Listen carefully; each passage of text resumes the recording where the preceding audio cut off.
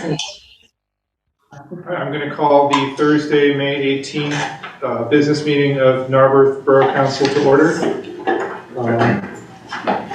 Ms. Fortner, welcome back. Would you like to lead us in the pledge? Sure, thank you.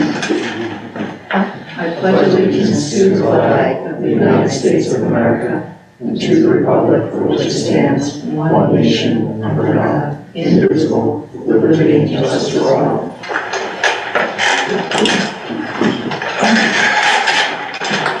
Zardo, will you call the roll? Sure, President Bush. Sorry. Here, sorry. Vice President Panopoulos is absent. Councilmember Burrock. Here. Councilmember Fortner. Here. Councilmember McGreevy. Here. Councilmember Rickards. Here. Councilmember Winston. Here.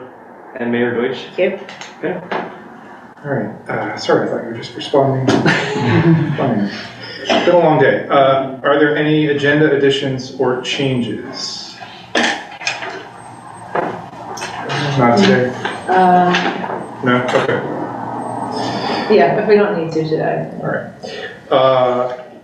My comments, I'm just going to announce that we met in executive session earlier today to interview candidates for the borough manager position. Ms. Mayor, do you have a report? I just want to let folks know there will be unfortunately, no Memorial Day parade this year, which I'm sad because it's one of my favorite events of the year. There will be a ceremony at 11 a.m. at the War Memorial, if anybody would like to attend, to honor our fallen soldiers who come from Narberth and elsewhere. So if you'd like to be part of the ceremony, I'd invite everybody to come. I also wanted to just take a moment and thank John Nardi, who for years has put together this whole parade by himself, basically with some other help, additional help, but the vast majority of the effort has been on his shoulders. And I want to thank him for the many years of putting this wonderful event. And I have John's word that if somebody else is to pick up the mantle next year, he will mentor them and he will help them through what you need to do to consider having a parade.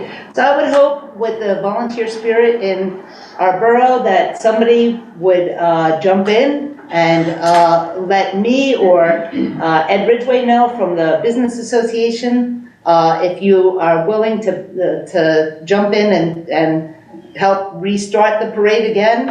And John has committed to giving you his advice and helping you get it, an outline started for how to do it. So thank him and thank all the people who served. Thank you. Let's move on to public comment. So, see, we have members of the Harb here, so I think we will ask, we can present the 9A action item when we're going to be discussing the RFP, but if you'd like to make a public comment, you may also feel free. Sure. Sure. I'm Dennis Montani, I'm the chair of the Narberth Harb, and I sent a letter on behalf of the Harb to Borough Council yesterday morning addressing the issue of the RFP that you're about to issue. So I'd like to read that letter for anyone who may be watching and would like to hear it. 3 minutes, Dennis. Pardon me? 3 minutes? I can read fast. You know it's not a long letter. Dear members of Borough Council, at its meeting on Monday, May 8th, the Narberth Harb discussed the RFP that Council will issue for design and development proposals for the parcel at 201 Sabine Avenue. As you know, our enabling ordinance 1034, section 1.2, spells out the purpose and intent of our body, laying out 9 points in support of the preservation and protection, quote, of the cultural, historical, and architectural fabric of the borough of Narberth. As presently drafted, the RFP states that the borough intends to demolish the former Narberth School to make way for an all-new treatment of the property. The Harb's view is that the RFP should value the reuse of the site's existing structures. The borough's own existing facilities report by KCBA Architects indicates that the bones of these buildings remain sound and that with updating to make them more energy efficient. They are eminently reusable. Importantly, they are well suited by configuration and by location on the site for adaptation to serve new beneficial uses beneficial to the borough residents. The issuance of a more open-ended RFP that seriously considers adaptive reuse is an ideal way for the borough to receive not yet thought of solutions for the sustainable development of the site as proposed by developers and design professionals experienced in the reuse of historic buildings. Moreover, it would be contradictory to the borough's climate action plan, where wholesale demolition to preclude proposals for sustainable development. In keeping with the current national focus on decarbonization in construction practices and the conservation of resources, we would remind Council of the view of the National Trust for Historic Preservation, quote, "Keeping and using old places is one of the most environmentally sound things a person or a community can do." Carl Elefante said it best, quote, "The greenest building is one that is already built." Old buildings are often viewed as throwaways and teardowns. Fortunately, a reuse ethic seems to be growing, and the benefits of reusing existing buildings are becoming recognized more widely, end quote. For these reasons, the HARB recommends that Council include in the RFP the option to retain and creatively adapt the Narber School. Thank you. Perfect. And your address for the record as well? My address is 306 Grayling Avenue. Thanks. Yeah, I'd just like to speak also on behalf of keeping the existing buildings. So Heidi name and Boyce, address. yeah, Heidi Boyce, 306 Grayling Avenue. Okay. And I understand that there is a desire to have a lot of green space on the site, and I would suggest that with keeping the building, you could still have a great deal of green space. I understand also that the RFP includes a swath of land along Montgomery Avenue that could be developed into a new building, and that is what the RFP is suggesting. But what I would like to request is that the RFP include options to keep and reuse the existing building for the reasons that the HARB has suggested, and also because you would still have opportunities for a lot of green space. And I just think we should leave the door open for the developers to come up with creative solutions for the site, the entire site, not just a spot along the boundary. Thank you. Jim Cornwell, 115 Wendell Road, also a member of the HARB and the Planning Commission. I'd like to observe that in my experience as an architect, campus planner, land use person for many years, I look at that site and I see many, many ways that it could be developed and accomplish all of the goals that have been under discussion in recent months around Narberth among many people. The reuse of those existing buildings, which are decent citizens in our community, is, to my way of thinking, a no-brainer. To dispose of them without a firm idea of what else would happen on the site is a foolish approach, I think, to the reuse of that entire site. So let's give a fair shake to the idea of creatively reusing them, as others have suggested. Thank you. All right, thanks. Jen? Hi, I'm Jen Geis-Kahian, 109 Grilling, and I am a member of Planning Commission and HARB. My position on this is in sync with my fellow people here that have spoken. But I would also like to point out that in December of 2021, when I believe the decision for demolition was voted upon, we were in such a different place as borough. Today we have so many resources at our fingertips. We have the Inflation Reduction Act that we can take advantage of for incentives. We have the Green Building Ordinance on the table. We are moving forward with green practices as a borough. This is something that we're advocating for. We're a Ready for 100 community. We're moving forward with community solar. We're moving forward with other ideas about green building practices. I think that we need to utilize the resources that are available to us today. We need to look to where we are now, not where we were in 2021, and maybe reassess the need for demolition and take into consideration all of the values that we are representing as a borough. Thank you. I see a hand raised online.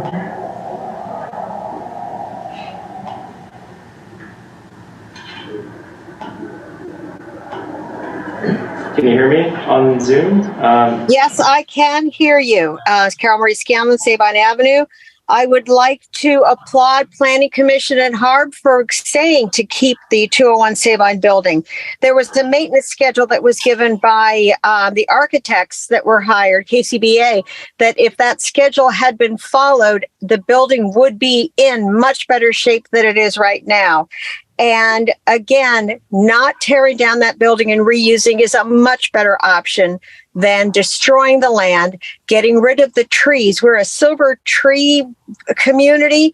Getting rid of those old trees is not going to help our mature old trees. It's not going to help our tree commitment to however the tree commitment is. So I applaud HARB and Planning Commission and ask council to say, yes, that is a much better option than raping that property, putting a new building up, tearing down the park. We can take that property and do much better with it than just raping it and taking it all apart. But another question I have for council is when that grant for 3 Elmwood was applied for, there was a certification on the application that was asking for matching funds that the borough has available, and a certification that the funds were available was given. I'd like to know where the matching cash funds, as is required in that application, came from for the borough, the $550,000. And then that grant said the money from the grant was to be used for improvements like plantings and gradings. But since all the money is now being spent for purchasing the property, where are those coming from? And again, it goes back to preservation. When Weisborg was on council, he stated his pleasure that we finally have open space to be protected. With this open space with 3 Elmwood, will Narberth Park on Windsor and Sabine Park on Sabine be included in the open space protections? Because as council has been made aware, Narberth is solely inadequate for the open space given our population and our growing population according to the WHO and the national park standards. We need to put open space protection on our existing parks so there will never be development, so we can keep our open space for our community and for our surrounding communities. And I'd also like to remind council to please speak into the microphone, because it's hard to hear if you're not directly speaking to the microphone thing.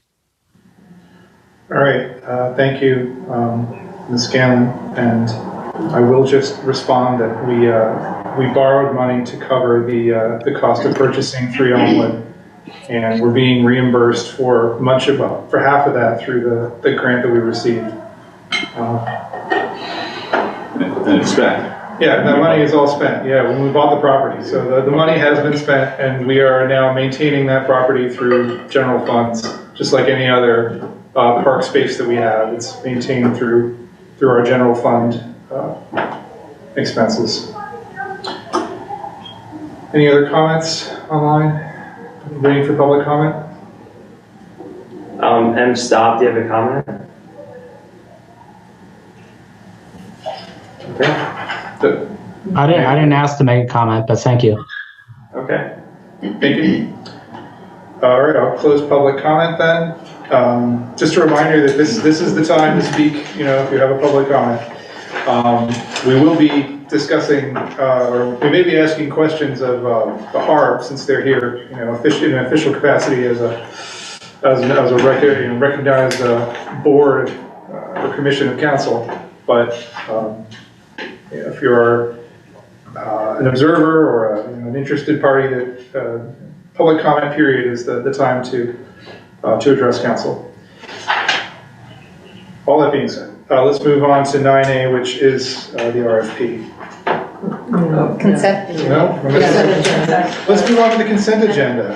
Fred, Yes. I noticed one thing in the minutes that if we could agree to just correct, we could adopt it. It says I did something when I didn't. Okay, let's put a motion to discuss the consent agenda, so we can discuss the. That's fine, I just wanted to let you know I had. So moved. Okay, is there a second? Okay.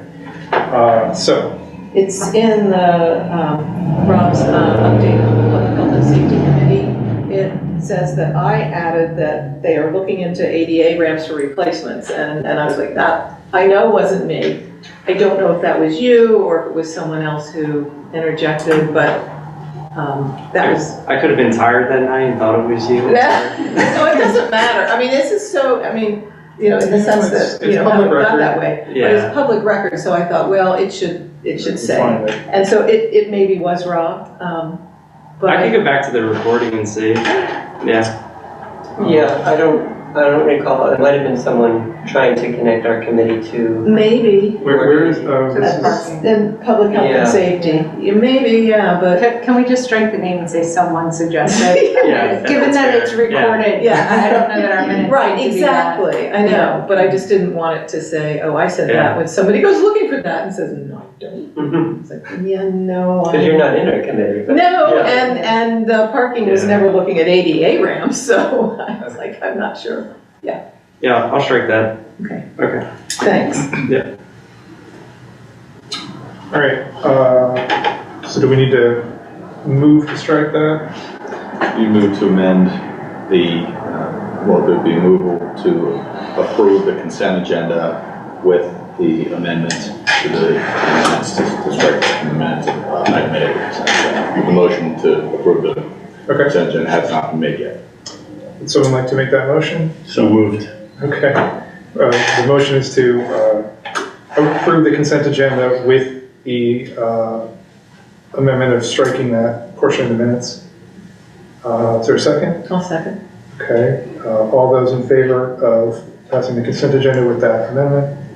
Okay, it's unanimous. Yeah. 9A. Thank you. Sorry. If anybody else notices something, that, feel free to call my attention. It's been a long day, as I said. Someone like to make a motion to discuss I move that Borough Council approve the consent agenda items. No, we're on 9A. That's not 9A. We just approved the consent agenda. 9A is the RFP. Sorry. One for everybody. It's right here. Yeah, well, yeah, you can do it. What's your, I'm gonna find it. I move that we approve the final RFP for the possible development of 201 Seaway. Okay, is there a second? I'll second. Okay. Let us discuss. So, first of all, does anyone have questions for the HARB about their letter they provided us, in which they read aloud into the public comment portion? Since they're here. Well, I have a question for the solicitor. I just don't, I haven't read the HARB charter in full detail, but my gut instinct is that they were focused on properties that were built before a certain date. In order for a property to be qualified for the HARB. Yeah. 1945. This is advisory. This is just their general recommendation as part of their general mission, I would say, rather than like a specific legal. It's not part of a land development process, right? Thanks for noting, just to contextualize. I have a question too. We were talking about reuse of the school buildings. Do you mean every building that's there? Or, because that's a lot of indoor space that one of the things that this council doesn't, well, past councils and this council said, we don't want to be in the business of being a landlord anymore.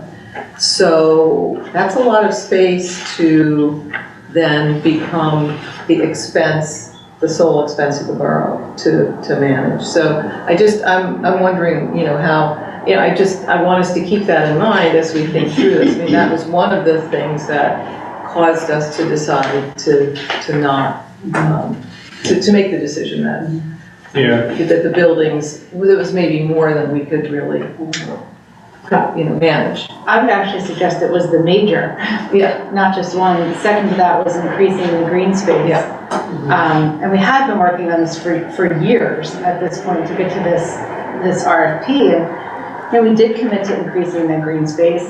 We did underscore that it is not good practice for a municipality to be in a position of being a landlord. We did come to the decision of that 1945 date of what should be protected historically. And these are decision points that we have spent countless hours over the last 5 years doing, and I feel really like we're in a good position with this RFP to maximize the green space, to remove the borough from the role of being a landlord, and really optimizing the potential for keeping the child care, that we heard from the community. With the potential of community space or housing that is better positioned on Montgomery. So I would like to stay the course given the process that we've gone over the last few years and appreciate the perspective. Yeah, we'll go around for council, but we can ask you to. So, I mean, the history of the council's decision on this is well reflected in Cindy's answer, but the other was the cost, right? I don't know the exact numbers, millions of dollars of deferred maintenance. But I have to say, I remember I had met with Heidi, maybe it was 2 years ago, about this to explore the possibility. Speak up a little bit. And that was at a moment when we were considering maybe just a portion of the bill. So I would actually be open to keeping the RFP as it is and adding a kind of footnote that we would be open to a proposal that includes an adaptive reuse of a portion of the building. I don't think we could reuse the entire building and achieve our goals of financial sustainability, which requires some sort of lease agreement or something. I mean, there has to be some sort of money coming in. I mean, to even build or maintain a park space. And we also have already committed to expanding the green space. So we can't do all of these things, but I could imagine a portion of the building could be adaptively reused, especially given how we've talked at length about the need for a public indoor theater, for example, or indoor community center during the winter months. And we've clarified that that's not compatible with a daycare use, given the regulations around daycares. So I would be open to a portion. I don't know if a developer would really be interested in such a thing, but I would be comfortable putting in a footnote. So if someone can see a way. Oh, go ahead, Jean. So, I mean, practically speaking, I'm in line with your thinking. I think there's a way to, I think it's a real possibility to use that middle building to reinvent it into a community center. It was at some point a auditorium with a stage with seating and all of that. I think it could be reused in that way. Practically speaking, I'm not sure about the other buildings. I just don't see it working. So the important thing is I just don't want to exclude that option completely from the RFP, saying it's a decision that council made that we were going to demolish all of the buildings, and there's no option on the table for saving any portion of that building. So I just want to leave that on the table for a developer to be able to come forward with an idea. I've been here throughout the whole 5 years of the discussions, and I'm familiar with all the arguments.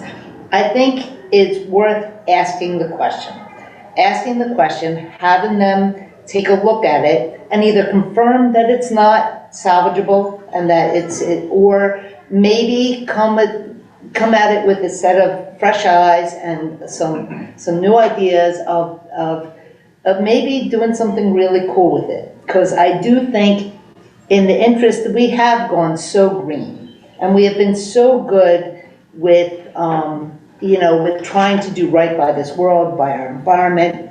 I think at least we should ask the question and see what it is. And I think it would be remiss, we'd lose an opportunity if we didn't ask the question. So yeah, I think that there were kind of three main concerns for council. One is that there's a lot of sort of sprawling building and parking lot in there that might be better used as a park. There's financial concerns that it doesn't seem to make financial sense for the borough to try to, renovate that space and use it as a commercial property. That the economics don't make sense to do that. And then there's the whole, we don't want to be a landlord because it's we just passed the consent agenda item, by extending a lease, we have to regularly deal with leases and deal with tenants, and it's just not our core function. And we'd rather not be in that business. So I guess the advantage of putting this into an RFP is that, well, the borough is not spending the money, right? We're asking a developer if they have an idea to fix this up. We don't have to worry about it. I mean, we have no skin in this game other than, that's not exactly true, it's a bad metaphor, but we're not planning to spend borough money on this project. It potentially leaves the same problem of the kind of inefficient use of space. I mean, I find it difficult to believe the developer is going to try to find a use for all of this space. I think they might propose a small project, which would, result in some of the other spaces being taken down, but I mean, I can see a possibility there. I don't know how likely it is that a developer is going to look at that and say, wow, what a great prospect. But I guess the potential downside would be how much complication would it be to add that into the RFP. Looking through the RFP now, it is just language. It would take, I think, some significant editing based upon how the RFP has the area that is the public space in the front and site development in the back, discussion of demolitions of the buildings. Although, and what it's looking for within the project parameters and the scoring rubric, if you will. That's not to say it can't be added as an alternative, that it can't be worked in. It is able to be done. They just need to be put in as an option throughout to make sure it makes sense. So if someone is going to respond to this RFP, it's made clear that they don't have to do one or the other when they conflict with what is being asked here. I would also recommend that the Montgomery County Redevelopment Authority be brought into that and approved as this is put forward with them. So anything the council is going to decide today, I think it should be contingent upon an agreement with the redevelopment authority department if you want. I mean, I don't think this can just be a footnote. I mean, you're fundamentally then asking us to go back on.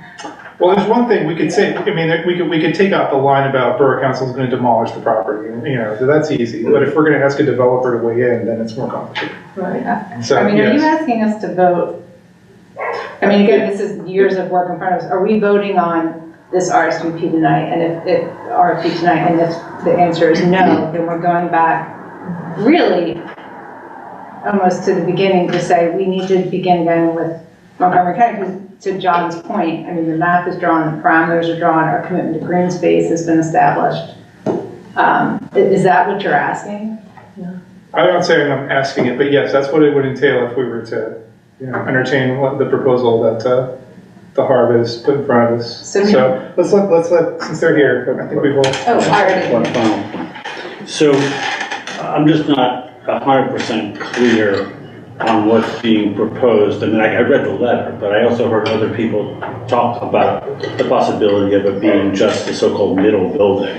And so in your response, it would be good to, to hear a little bit about that. And I've also in the past spoken to some of you about this, and there was a notion that it maybe wouldn't even necessarily have to be like a fully enclosed building. So sure, let's get there. And actually, I'll start off, but I would invite my other two Harb members to also address points as well. I think, what our letter asks for is it doesn't stipulate any level of preservation. It doesn't say which building. It doesn't try to design the project. All it says is that keep an option open so that a developer who may be interested in rehabilitating an historic property as opposed to developing from scratch, that this would be something that they would want to approach. The way the RFP is currently written, anyone who would want to rehab an historic building won't touch this thing. There would not be an interest because that parameter is already established. There are developers who redevelop historic buildings all the time. I spent my first 10 years with the Park Service reviewing proposals to do just this, to rehabilitate and reuse historic buildings. It's not unusual. It's been done for years. There are preservation tax credits that benefit those kinds of endeavors as well. So, we're not carving out new ground if we went this route. It doesn't preclude a developer coming in and proposing to demolish and do something different, but it keeps that door open for someone who would want to look at that as an option, as opposed to closing it. And I would add, Jen or Jim, if you'd like to sort of follow up, or is there anything else to be said? Well, yeah, I don't think any of us feel that all the buildings that we see sitting up there today should be preserved. George Washington didn't sleep in any of them.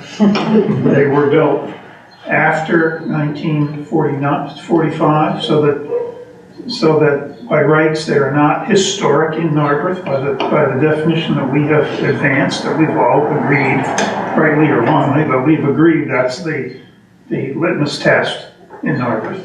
They are, however, solid buildings. They have some issues. I'm a solid person. I've got some issues, okay, having attained a ripe old age. But there's value in them. Forgetting their historicity and all that. There's a theater in there. Wouldn't we love to have a real performance space so we didn't have to use this room over here, which is pretty bad for almost all purposes. Wouldn't we love to have a solid place for early childhood education, which benefits this entire community? It's sitting there in a cocoon waiting to be reused. You don't have to build a new one on Montgomery Avenue. This end of the site is more readily accessed by vehicular traffic and by pedestrian traffic than the far end of the site, which has that embankment on Montgomery Avenue. Makes it a problem to redevelop down there, whereas that end of the site is terrific for a recreational activity, which has been used for many, many years. My entire history in Narberth has coincided with the use of that for a tot lot. I think the creative reuse of this property has not fully been explored. And what we're advocating is that a design team with eyes open to the possibilities that the site presents be given an opportunity to do what they do best, which is to think outside the box. I don't think as a group, I don't think we have yet thought outside the box.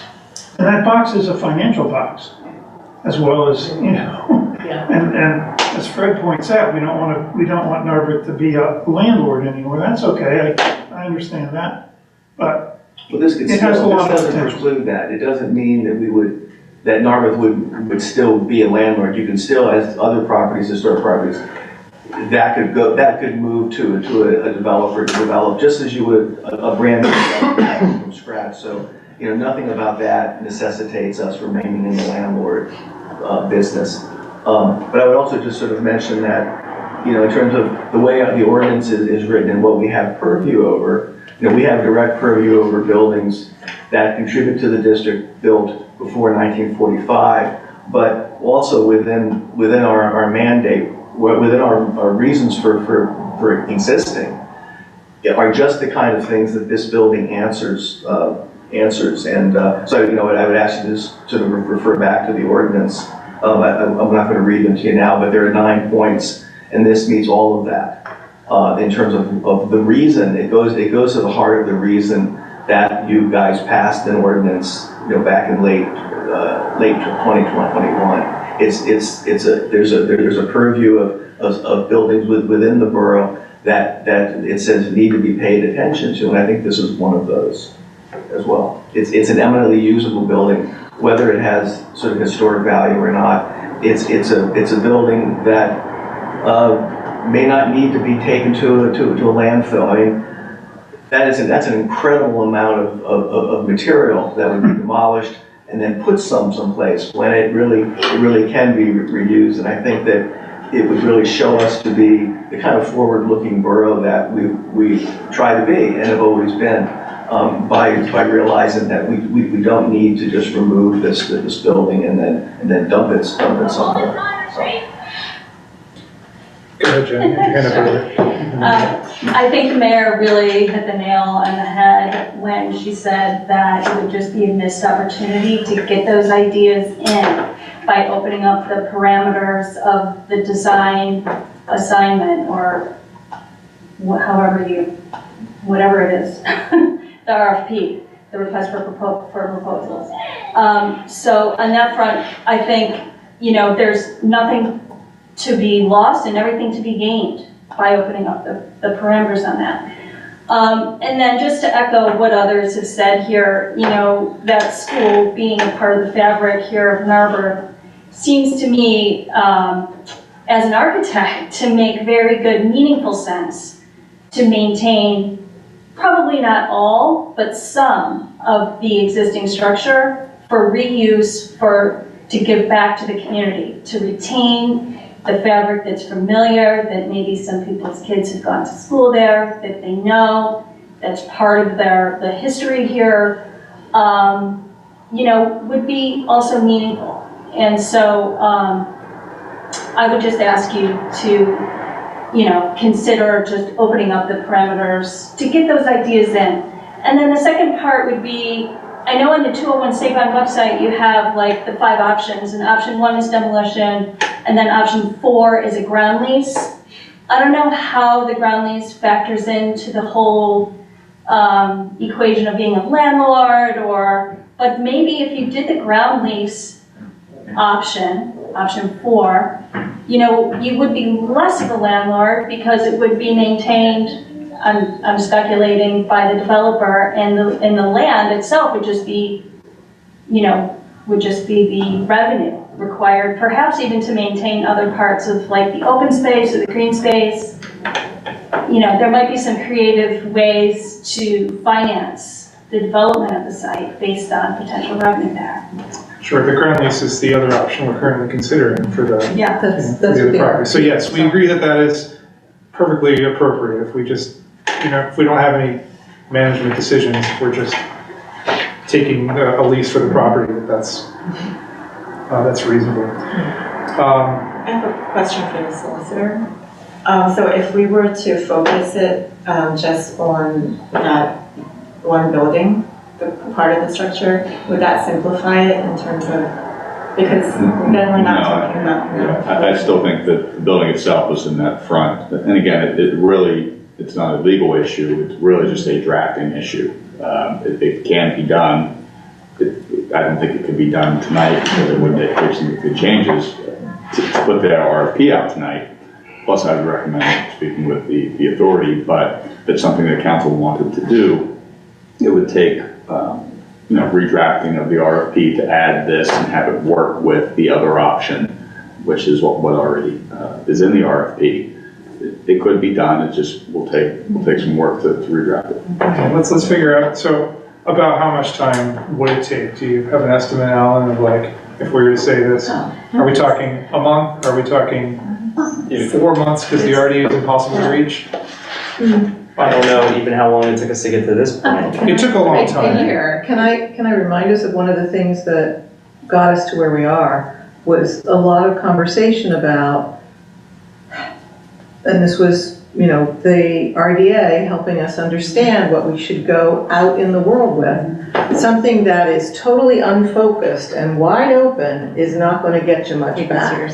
That if we do want to go this route, and I don't like the thought of tearing the buildings down from the standpoint of that. I don't want to create a lot of stuff in landfills, and yet at the same time, I feel like I have to be a good financial steward for the borough as well. And so we have to really think about, do we have a chance to not spend a lot of money on this, but get somebody else to do this for us, to reuse the buildings, and they've got to make money. They're not going to do this out of the goodness of their hearts. So what are they going to want to put in there to help them make money?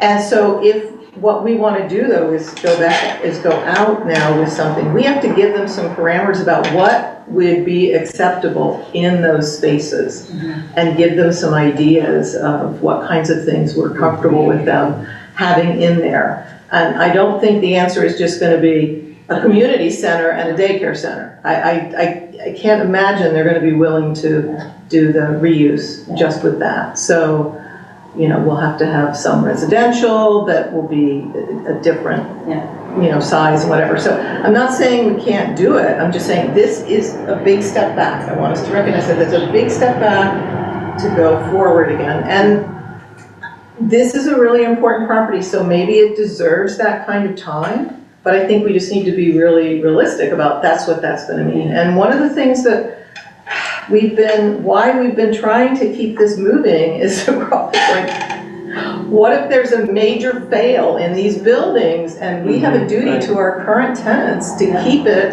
usable? And we have to put a lot of money into these in a way that's not fiscally feasible for the borough. You know, so we're in this, it's kind of like back in the day, the question of should we repair the bridge or just wait for it to be replaced? Because, you know, well, thank goodness we decided to repair it, but do we want to be doing that with these? You know. And Barbara, if I echo everything that you are saying. We're asking for a new RFP. Yeah. And this came after at least a year of development of saying what is possible, because we're then almost looking for someone that philanthropically is going to come in and say, we'd like to rehab this, which we said it is really unlikely and not going to happen.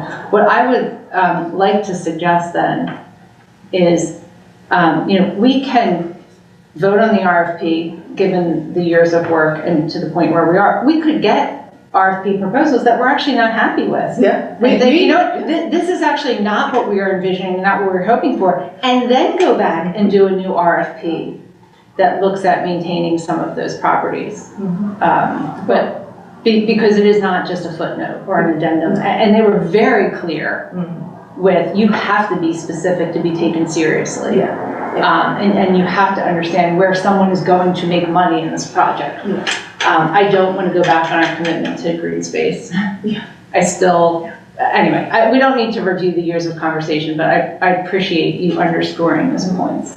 Well, and you just said something that I'm thinking, well, we could go ahead, I mean, we said all along, this RFP may not result in anything that we like. I mean, that's entirely possible. You know, we just don't know, and we're not committed to accepting anything. We're putting it out there to let somebody else tell us what might they see based on the parameters we have here. I think we could, you know, put that out. It's you know, it's going to be at least a couple months process, I think, from when it's issued to when we get results back. And so in that time period, maybe we could have some more conversations about, do we want to have another RFP then? Do we want to line up one? And this would, we could talk to the RDA, we could see, you know, how would we go, what do we need to include in a different RFP? So what are the things we need to decide as a council then? And we could get that underway in case we said, hey, we need to, Fred, if I may. Go ahead. What does the demolition of the so-called middle building impact the developer at all? Because they would be building in a different part of the property, right? There's a suggestion here that we will give an incentive to, if a developer wants to propose demolishing the properties, we'll take that into account. So it's minor, I would say. I mean, I think we could remove any mention of demolishing those properties and it wouldn't affect, you know. I mean, so we could still find out what they would do with the Montgomery Avenue. Correct. I mean, you know. I guess I'm proposing that they not be involved in redeveloping this, the existing structure. They focus on the site that we've mapped out for them. I mean, presumably the parking would be a concern. I mean, if it were all being designed together, or if it were, I mean, I don't know is the answer, but I suspect that they can proceed separately. That was the main disagreement I had with the RFP, was that it was assuming demolition of all the property and that the language was there. And so I think maybe if we remove that, and then, like you said, if we don't get any viable RFP responses from the first, I'm sorry, reconsider. Remove what? Remove the demolition language. Yeah, but here's one of the, so the demolition language is, let's see if we find it.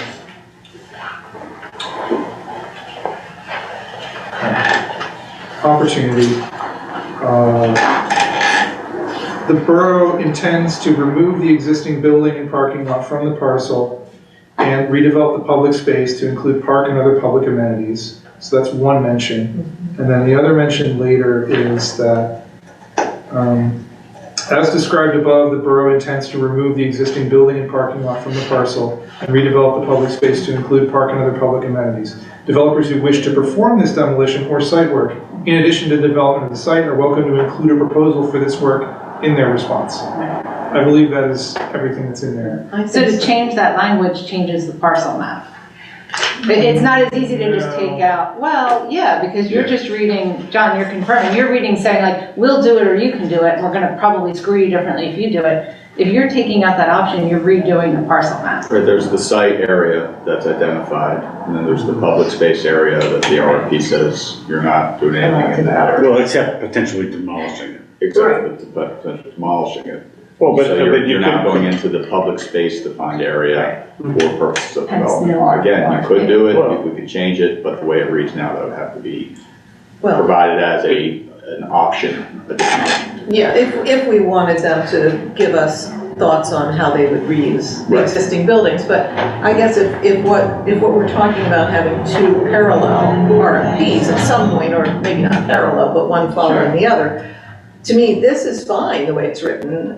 You could maybe say, well, we could take out the part about if they want to perform demolition, we could take that sentence out, but to say that we intend to remove the existing building, it's not just saying we intend to, it's not saying we're definitely going to.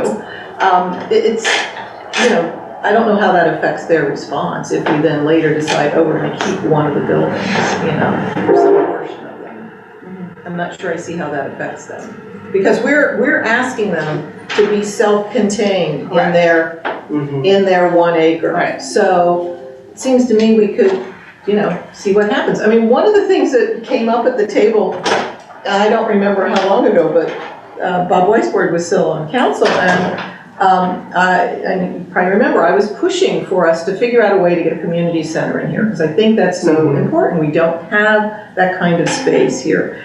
And Bob made the point that, well, we aren't, if we did this kind of thing where we developed the part up here and made park in the whole 2.5 acre, or the whole thing was turned into park, if we decide to do that in the next, few years, we are not locking future councils in to never building a community center in there. So I guess I'm looking at this and saying, well, if we're saying to a developer, we just want you to focus on this part, we're not locking ourselves into definitely anything in the 2.5 acres. We could, then explore this possibility of, can we reuse one of those buildings or not? What can we, what might we do then in the remaining space? So, I don't know, I feel like this RFP could go out the way it is. As I said, maybe the only thing would be to take out, but it might be useful to hear what a developer, what they would charge to demolish it, just to know. It gets us some information. Decision was, do we want, imagine this community center coming out of adaptive reuse. Do we want that to be done by the borough, or do we want that to be done by the developer? Exactly. I think that's where we are, like. Yeah, and that, and we're not gonna If do. we can pursue this and leave open the possibility of the borough pursuing adaptive reuse of a portion of the building for a community center, but that would be very expensive. Right. You know, and I don't know how we could afford it exactly. Right. But I also know, I mean, my sense is that you mentioned this parallel RFP, like a separate. There's one following My the sense is that, I don't know, you know, I don't know enough about this, but my sense is that a developer would not be that interested in just say the middle section where they could have a daycare and a community, you know, without much more than that to make it commercially viable. So I was imagining the Montgomery portion in combination with a community center that may be, you know, compatible with the vision of the developer for retirement apartments or, you know, whatever it is. And there is language with that possibility, right? I'm trying to find it. Yeah, we do have. We have that language in there, in that structure in Montgomery, that there is the potential for a community space between the child and the apartment. So we actually have that language as bonus. Yeah, Our but the scoring daycare report said that, I mean, I know the daycare is clear that none of their spaces could be used. Correct. No, but we the have that floors above language them above could be. it, and with the separate entrance we discussed, so we could get the community space we need from the developer. All right, so to try to focus a little bit here, it seems like what I'm hearing from council is that we are interested in issuing this RFP pretty much as written. We are not necessarily, you know, we're interested in the idea that you proposed, but incorporating it into this RFP is maybe difficult, or it's gonna take a while. It's taken at least, I don't know how many, I don't know when this was started to be drafted. I'd like say, a year. yeah, at least a year to get this to the point where it is. I think it lays out sort of one option pretty well, and trying to incorporate a second option into this RFP It's not feasible. is not really feasible. And we can So we wait can talk and about- see, we can wait and see what we get. Yeah. This isn't locking us, like, can we keep this different? Yeah. All right, so I think that's where council is. That's what it sounds like to me, where council is right now. I'm seeing nods here. Yeah. I don't think, do we? Yeah, I mean, I don't, we don't all need to agree on it, you know, we can just vote. Yeah, I mean, we, you know. All right. So let's talk about what is going to happen if we do vote on this for the RFP process. So, John, do you want to talk a little about how this would go? I know there have been questions about Orphans Court that have come up. Yeah. Yeah, I mean, that would only come about if there was a project that you wanted to move forward with to award that RFP to build that would result in a change of the existing locations of the building on the site. And right now, you have a building that is being used for commercial purposes, and you are the landlords for those commercial tenants that may go away based upon the current RFP and then move to a different location on the site. That location on the site where it's being moved is also technically not being used as a park. However, there is a portion of the property that is being used as a park, and I think we all would agree that it's publicly used as a park.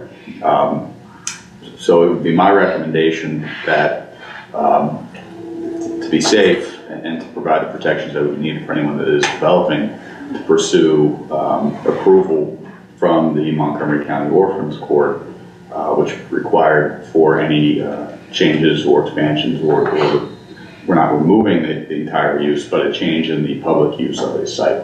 So although we are expanding the public use on this particular site, it's still a change. So it probably would be prudent to have that signed off on by the Orphans Court. All right, so as we would issue the RFP, we'd get some proposals. If we decided that we had a proposal we wanted to move forward with, at that point, we would tell the Orphans Court. Yeah. Correct, that resulted in changes to the site that would bring about the need of a change of that current open space on the property. Okay, so that's potentially in our future, should we find a proposal that we do like. Okay, let's get back to the RFP. Does anyone have other comments or concerns about the RFP as it's written right now?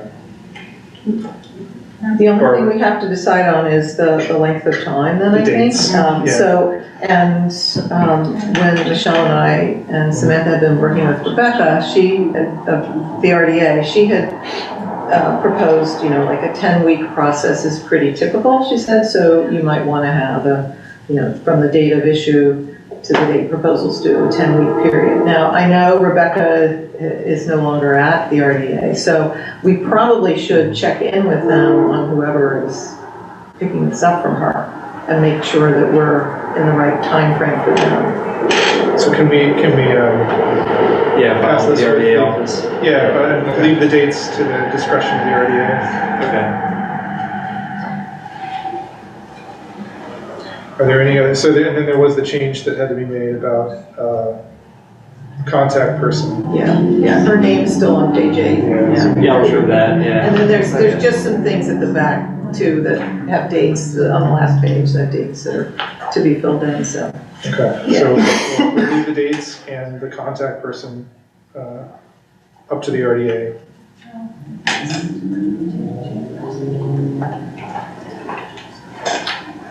So it's unchanged.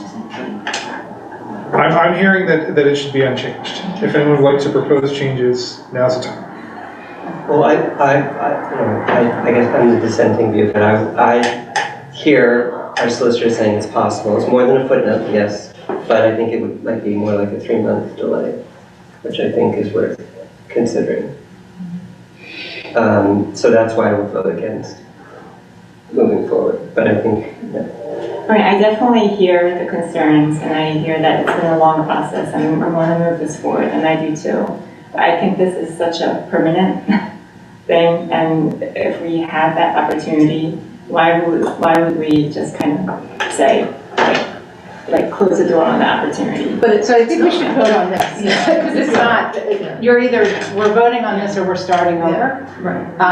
On the year process, and we did, I know it was before your time, but we did spend years exploring this question. So I would like to ask, we have a vote on the table, can we vote on this RFP? And if folks want to vote against it, then we go back. But right now, and Okay. Michelle's not here, but this is the vote. Cindy's called for a vote. Is there a second for the vote? I'll second. Can we specify what the vote is for, though, just for the record's clear? So this is for the RFP as drafted. With amendments to RDA name and to the discretion of those dates. Yeah, to set the dates Right. At the discretion of the RDA and to change the contact information to the current RDA contact. But leaving the demolition language in there. Leaving other language in there, yeah. Sure. It doesn't commit us. No, really. it's not committing us to anything. This is, nothing That's the about this proposal. process commits us to anything. So Cindy has called for a vote, it's been seconded, so I think at this point, we need to vote, right? Robert's There should be a rules? vote, yes. Yeah, there should be a vote. So we're voting on the RFP with the amendments that Cindy just mentioned, which are the technical amendments.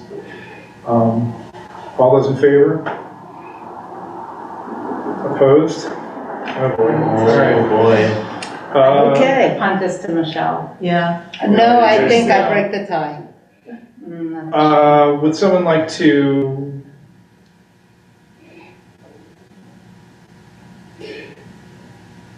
I would suggest that we table this until another meeting. So would you like to vote it down and then we can vote to table it?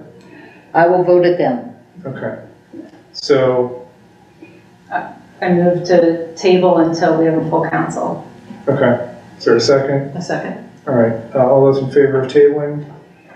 All right. Yeah, that's a shame, Michelle. Yeah. Can I make a suggestion that we might want to do before we have this conversation again? Could we get the RDA to give us their thoughts on what we're talking about here? Yeah, that's a good call. They're experts in this, so, and we're not. Let's see if our new RDA contact wants to come to our workshop meeting, maybe. Yeah, I wanted to ask who from council has been involved with the RDA? Michelle. Michelle. Okay. Yeah. So let's see if they want to Michelle come and me, to, but she's been way more involved than me. let's see if they want to come to our workshop meeting.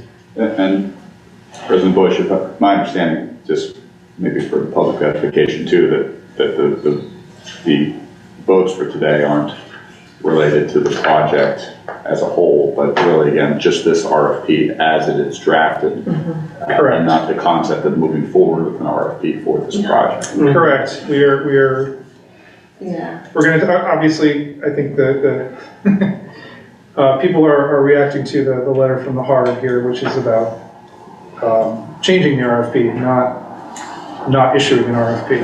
Right, I don't see the benefit of having the RDA come to a workshop meeting.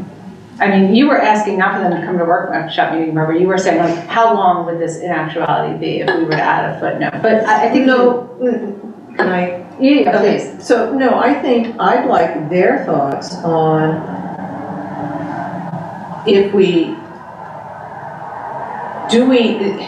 how long is it going to take us to do an RFP that would be specific enough to get us some good results if we wanted to consider some reuse of these buildings? And is there some value in going ahead with this RFP exactly as it is? Because we'll get a lot of good data out of it. We may not get, again, we're not locked into doing anything with any RFP that we put out through them. It gets us information about what's out there in the world. It doesn't preclude us deciding to do something totally different from what comes back. And so I kind of like to see what they think about, releasing it as it is and working then along a different track to get an RFP that talks about reuse and what do we need to do to get to that place. And I think they'll have a better idea.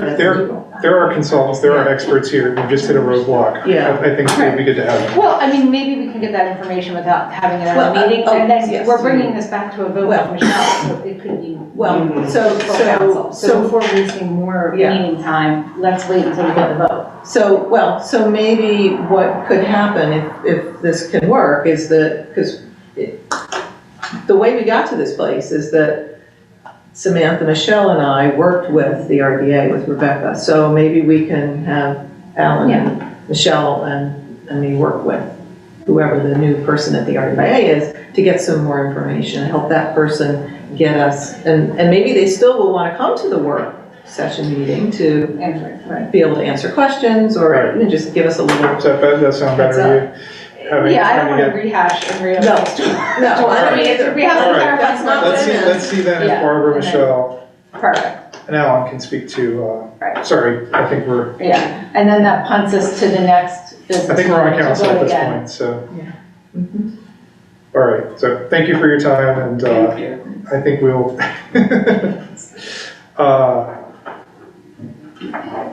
There may be further emails. Okay. Yeah. Stay tuned.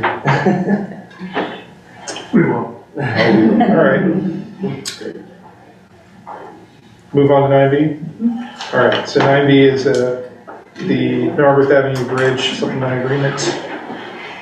You guys want to stay for the bridge? Yes. Oh, my goodness. Yeah, this is boring stuff. It became boring, it wasn't always boring. No, that's We've seen some sausage being made, really. Take care, guys, we'll see you later. Thanks. Sure. What's that? Someone like to make a motion for the bridge, item 9B? I move the Borough Council approve supplement F agreement for the final design of the Narberth Avenue Bridge. Second. Okay. I'm going to summarize. This was the agreement that we reviewed with Canoni at the last meeting. This is the finalized version they came up with. So, speaking of, I can give you an update on this as well. So, I reached out to the municipal rep from Pico to try to speed things up, expedite things. And I have a meeting, phone call tomorrow to talk with her because she met with her staff. So I'm wondering, hopefully she has some good news. I'd like to give an update at the next meeting about that. If you have good news, absolutely. Please. Yeah, so for the folks who were not tuning in to last month's meeting, these are changes that are being required of us by PICO in order to satisfy sort of current thinking about where utility lines should go, as opposed to the thinking that was so 10 years ago about where utility lines should go. And it's going to involve extra expenses of about like $7,000 to the borough, something like that. It's possible that we could pay up to $5,000. I'm going to request that FICO should at least pay for all of that. I think we're going to do a redesign at their request. So if it's going to, at the very least, they can pay for this redesign. And we believe that this is the fastest way to get the bridge project going. I think that was based on what we were told. Yes. Okay. Any further discussion? All right, we're voting to approve the supplemental agreement for the final design of the Narberth Avenue Bridge. All those in favor? Okay. No need to break a tie, Andrew. Yes. That's unanimous. All right, let's move on to 9C, Pride at the Park. I move that we approve Resolution 2023-08 to support Pride Month and Pride at the Park Day. Is there a second? Second. Okay. I mean, So you want to summarize? our context? Yeah, sure. Sure. You've been leading that. Last year, a group of local teens in Narberth and across Lower Merion came together and organized the first Pride event in Narberth. It was run solely by teens with adult supporters in the community, working collectively with the Narberth Business Association under the umbrella of the Business Association with support from the Narberth Civic Association. This resolution just recognizes our commitment to supporting LGBT communities this day in Pride Month. And in particular, given all of the legislation that is happening all over the country right now, taking shots at any books with LGBT themes at libraries, people trying to use a bathroom, participation in sports, medical care. I think it's important for council to voice its support for Pride at the Park and Pride Month in general. All right, so we're voting on resolution to support Pride Month and Pride at the Park Day. All those in favor? It's unanimous. Action item. If I may, I just want to note, that included the mayor. The That's mayor, right. the resolution included the mayor. Yeah, and thank you, Andrea, for signing on to the resolution. Sure. And the event is June 24th. This year. 9D, Master Park Plan. I move to appoint the Master Park Plan Committee members. Okay. Is there a second? Second. Okay.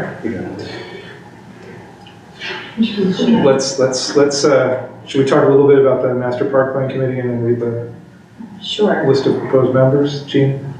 Well, just to give a little bit of background, we received a grant for $67,000 from DCNR, and that grant has specific requirements for public participation. And a study committee is just one part of that public participation. It also includes interviews with stakeholders, public meetings, and surveys and all of that, but the study committee is the first step. And they have specific recommendations for who should be in that committee. So they recommended multiple members from Parks and Rec, an elected official, municipal staff, and one member from the Planning Commission. So Parks and Recreation, and so the members that are proposed, that we're proposing is Dennis Brogan, Dennis Callan, Chris McLeod, and Rebecca Moore from Parks and Recreation, and from Planning Commission, Michael Galdini and Heidi Boyce has come forward, and municipal staff will be Jeff Eldon, and Borough Council, Jean Boratsky. So in terms of the purpose of the study committee, it's really to get a variety of opinions and to assess the needs and interests of the community. The first task for for the committee is going to be drafting a scope of work, which is then going to be used to put out an RFP. But every step of the process, it needs to be approved by the DCNR. So the study committee members, that has to be approved by the DCNR. And so there's the scope of work and then the RFP. So we're just following the process, and these are the members proposed. Should have moved this up so he was still in the room. Can I ask a question? Sure. So I thought I heard you say one member from planning commission, but there are two people? So that's their recommendation. So they are voting members. So that can be up for discussion whether we want to do one member from planning commission or two. Yeah, I mean, that's something that we should consider. Is there a recommended number of people total on the commission, like 7 or 9, or does it have to be a certain number? They don't have a specific number. They just have a recommended, they just want to see a variety of people with good representation. They did give some specific numbers for instance, yeah, for planning commission, they did say 1 person. I was thinking if they vote, it probably should be an odd number if they're voting on stuff. Given that we just had time. Yeah. I mean, I think I did see that we have 8 people proposed, so if we dropped one of the planning commission members, that would give us 7. Or could Jeff kind of be just a liaison, like a non-voting member, and then you have 7? I think the DCNR guidelines do say that the municipal staff can be a non-voting member. Usually it's the case. Yeah. Yeah. Okay, well, that's all that problem. Yeah. Okay. Yeah, like that. All right, so, okay, everyone agrees here. So we have, so let's vote on appointing the 7 members that Jean just read as voting members and Jeff Eldon as a non-voting member. It's just one. To the Master Park Plan. I mean, maybe it's a very minor point, but I mean, we actually can't appoint them until DCNR. We can propose. Right, we're proposing the appointment. Very good. Yeah. We are proposing this to DCNR. Thank you for the clarification. Is that, all right, everyone seems to be nodding here. So let's vote to propose Dennis Brogan, Dennis Callan, Chris McLeod, Rebecca Moore, Michael Gaudini, Heidi Boyce, and Jean Burok as voting members, and Jeff Eldon as a non-voting member of the Master Park Plan Committee. All those in favor? Okay. Unanimous. 9E, outdoor burning. I'll do it. I move that council adopt ordinance 1055 for outdoor burning regulations. Is there a second? Second. Okay. This came to us from the fire department and was vetted by our fire marshal, fire chief, and our committee, public health and safety, which includes the mayor. So this is just kind of standard regulations that I think a lot of communities have in place already. And the one sticking point was the fire pits. We wanted to be sure that fire pits could be used safely. So we did quite a bit of research with our measuring tapes, and so I think it's all workable, given the scale of our backyards. So for safety, fire pits need to be used with all appropriate equipment that come with the pits. If there's like a cover on it, what they're just trying to do is prevent fires from spreading in the borough as did a couple of years ago, where it burned down the whole fence. But it's a smart piece of ordinance to keep people in the borough safe. I think we've all been reminded of the importance of fire safety. Yes. The practical changes really are 3. One, permit will now be needed if you're going to do a recreational fire, which is not one of these fire pits. Essentially, it would be like a little campfire, 3 feet circumference. But it would not you would not need a permit if you're using a portable outdoor fireplace, which is what you usually buy at a store, or a fire pit. But as mentioned, all of the parts have to be in place for that use, which again is a change. And then the third is that it must be with 10 feet away from 1 and 2 family dwellings when it's being operated. Those are the three. I believe there's instructions. something with the water source need to, That's, I think, already that's already, part of it. okay. I think previously there was the exception for 1 or 2 family dwellings for the operation of it within the 10 feet.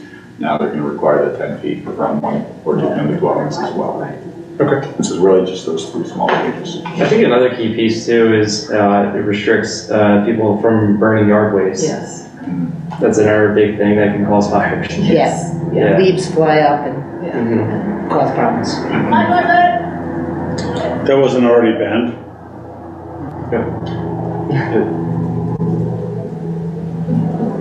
I had a neighbor that had a burn barrel in his backyard and just would throw everything in it. They didn't have any regulations on it. That's a bad idea. Yeah. All right, so let's vote on ordinance 1055 for outdoor burning regulations. All those in favor? Okay, it's unanimous. Information items, monthly reports have been filed and are in the packet. New business. Basketball? I So we need think to that's getting address that? worked out with the office. So I don't think that we need to discuss that. Okay. Is there any other new business? I got one piece of bad news. So unfortunately, we just received word from Amtrak that they're going to be doing some the trees along here, so they're going to have to close the road from 9 to 5 this Saturday and Sunday. Right, and you posted that. I read this on social media, Yeah. so you told the community. Yeah, I told Missy to alert Google and Waze, put it on every social media outlet, get it out there, because people are not going to be happy this weekend. This is Haverford Ave? Yes. From where to where? Essex? I think from here to there, again, like how Conway, Conway Woodwood? Conway all the way down, yeah. Okay. So wait, Who was there traffic will before? divert Was to that, Conway. somebody was cutting down, somebody was there like last week, was that? Yeah, were they doing it at night? Right? Yeah, was that Amtrak or was that somebody else that was doing it? That might have been Pico. That was, Yeah. yeah, I will Okay, say so now, neighbors because told there's like, me. there's mulched ships there right now from stuff they took down. All right, so, Yeah. It's Saturday? Saturday and Saturday Sunday. Do you have any events this weekend that are? The one that was more troubling was, I think, last week when Pico had 2 different closures on the same day, 2 different Pico crews from different parts of Pico, and it was really hard to get in and out of here. Yeah, there was like work on North Wynwood, there was work on Penn Road, which is technically not us, but, and then there was work, I think, on Haverford as well. I mean, Yeah, it was a mess. yeah, okay, definitely let the community know. Yeah, we're trying publicize anything we this. can to get the word out. I will say they did a nice job restoring Wynwood. I think they did a good job. Yeah. All right. Yeah, I think we've moved on to comments for the good of council. Any other comments for the good of council? Or for the good of the community in this case? Hopefully we see people at the Memorial Day ceremony. Right, Memorial Day ceremony, you said that was at 11 a.m. At the War Memorial. Okay. All right, we will have an executive session after this meeting to discuss personnel matter relating to the hiring of the borough manager, disposition of borough property at 230 Haverford, and a potential matter of litigation. I believe that's it for executive session. And we will not return for a vote after this meeting. I'll take a motion to adjourn. I move to adjourn. Okay. Second. All right. All those in favor of adjourning? All right. Meeting is adjourned.